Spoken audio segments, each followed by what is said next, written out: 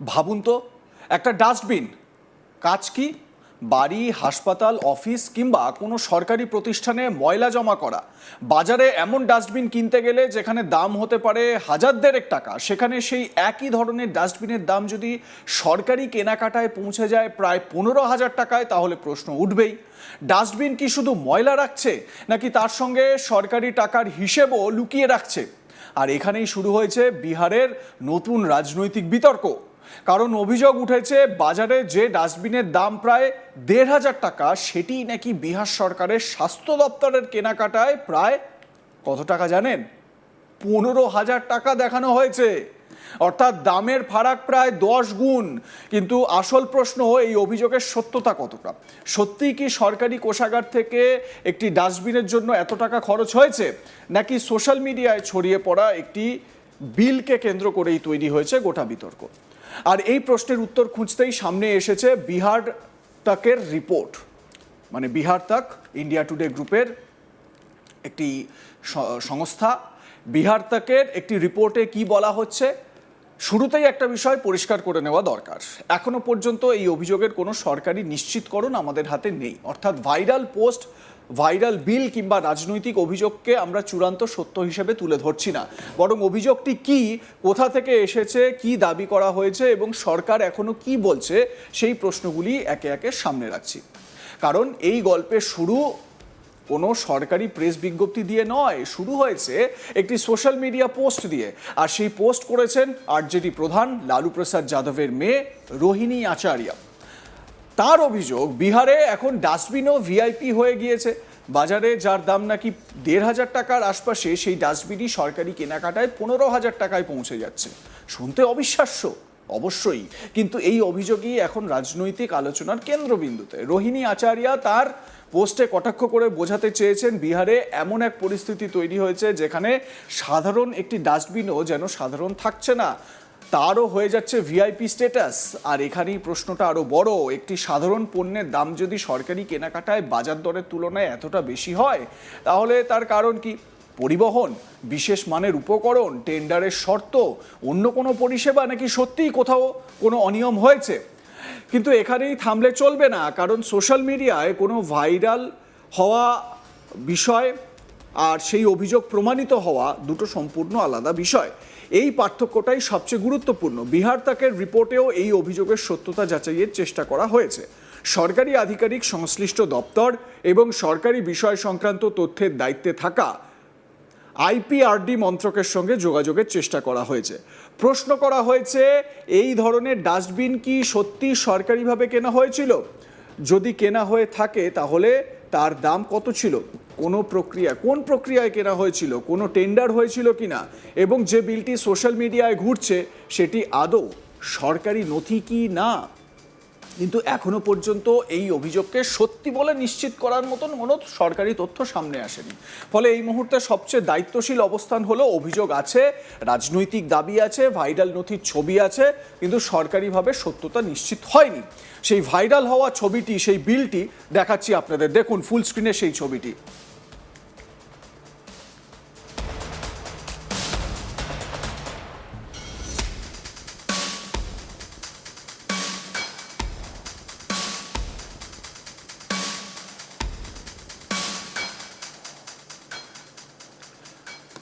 এবার আসি সেই ভাইরাল বিলের কথায়। সোশ্যাল মিডিয়ায় যে বিল ঘুরছে, তাতে 75 লিটার মাইক্রোওয়েভ নন ইডিএলএল এই ধরনের একটি বিবরণ দেখা যাচ্ছে বলে দাবি করা হয়েছে। সেখানে দাম দেখানো হয়েছে 15,490 টাকা। এর সঙ্গে আরও 550 টাকা যোগ করার কথা বলা হচ্ছে। অর্থাৎ মোট অঙ্ক আরও বেড়ে যাচ্ছে।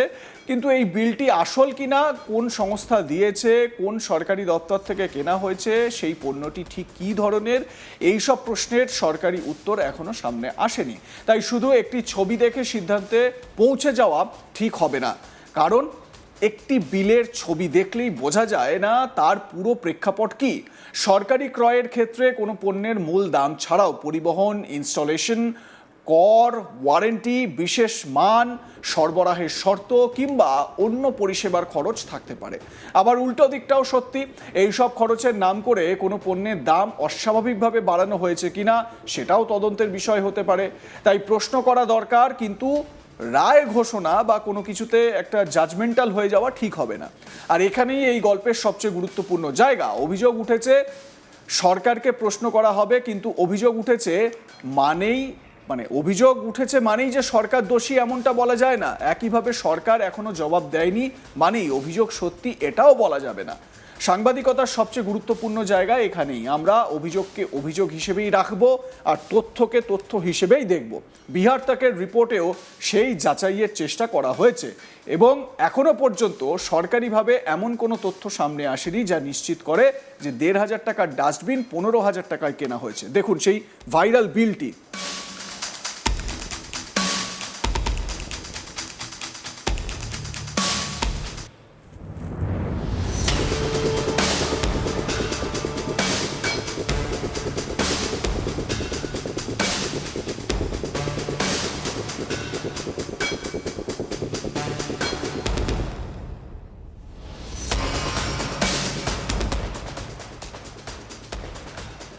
ডাস্টবিনের পাশাপাশি এবার সামনে এসেছে পলিথিন ব্যাগের অভিযোগও। রোহিণী আচারিয়ার পোস্ট এবং তাকে ঘিরে তৈরি হওয়া আলোচনায় দাবি করা হচ্ছে বাজারে যার দাম প্রায় 1 টাকা, সেই পলিথিন ব্যাগের জন্য নাকি সরকারি কেনাকাটায় কয়েকশো টাকা পর্যন্ত দেখানো হয়েছে। কোথাও 90 টাকা, কোথাও আবার 995 টাকার মতো অঙ্কের কথাও সামনে আসছে বলে দাবি করা হচ্ছে।